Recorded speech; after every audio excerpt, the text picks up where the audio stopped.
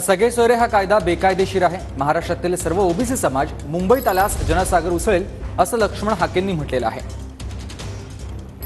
आज 13 तारीख आहे, म्हणून जरांगे पाटील यांनी शेवटची मुदत दिलेली आहे। आज जर मुख्यमंत्री यांनी सगळे सोयऱ्याचा अध्यादेश काढला तर तुम्ही मुंबई जाम करणार असं बोलला होता, काय सांगाल?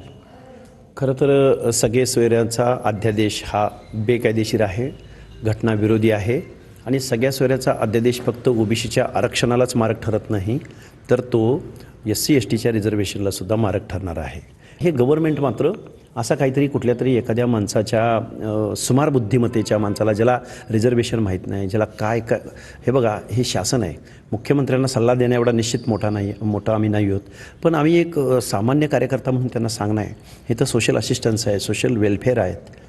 आरक्षण मिळाल्यानंतरच समाजाची सुधारणा होते, हे या जरांगेंना सांगितलं कुणी आणि जरांगेच्या चेल्याचापाट्यांना सांगितलं कुणी? रिझर्वेशनचा अर्थ या मुख्यमंत्र्यांनी, 12 करोड जनतेचं दायित्व असलेल्या मुख्यमंत्र्यांनी घटना आणि घटनेतल्या तरतुदींना